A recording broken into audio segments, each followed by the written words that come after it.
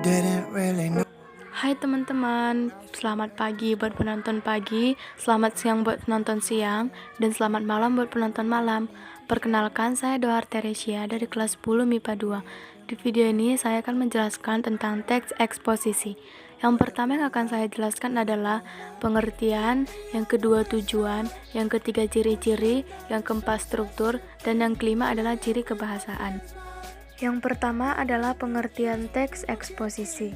Teks eksposisi adalah sebuah karangan atau paragraf yang mengandung informasi atau pengetahuan yang digambarkan dalam bentuk yang padat, singkat, dan jelas.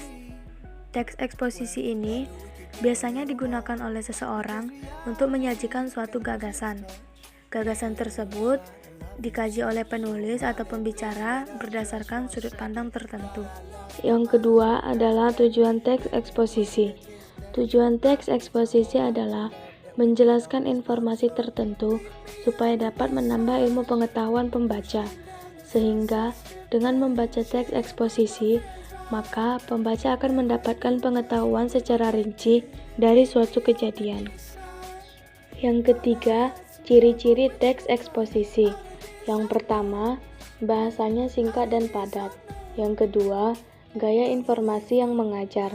Yang ketiga, penyampaian teksnya secara lugas dan menggunakan bahasa yang baku. Yang keempat, menjelaskan informasi-informasi tentang pengetahuan.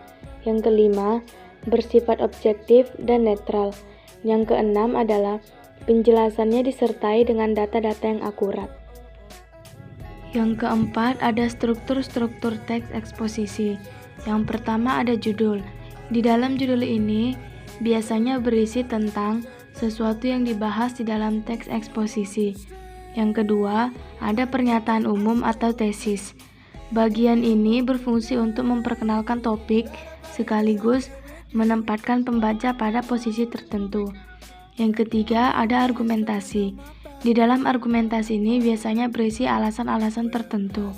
Yang keempat, ada penegasan ulang. Di dalam penegasan ulang ini biasanya dilakukan berdasarkan pada argumen yang telah disajikan di bagian sebelumnya. Lalu yang terakhir adalah ciri kebahasaan teks eksposisi. Ciri kebahasaan teks eksposisi yang pertama adalah menggunakan pronomina. Pronomina biasanya digunakan dalam menyatakan pendapat. Pronomina persona yang sering digunakan adalah seperti kita, kami, dan saya. Yang kedua adalah verba.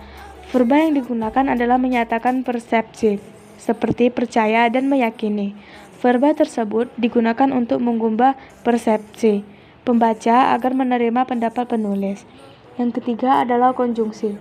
Konjungsi banyak digunakan adalah yang menghubungkan fakta-fakta sehingga tersaji runtut atau pada kenyataannya, kemudian, dan lebih lanjut. Dan konjungsi yang menyatakan sebab akibat, seperti sebab, karena, sehingga, dan oleh sebab itu. Yang keempat adalah koherensi.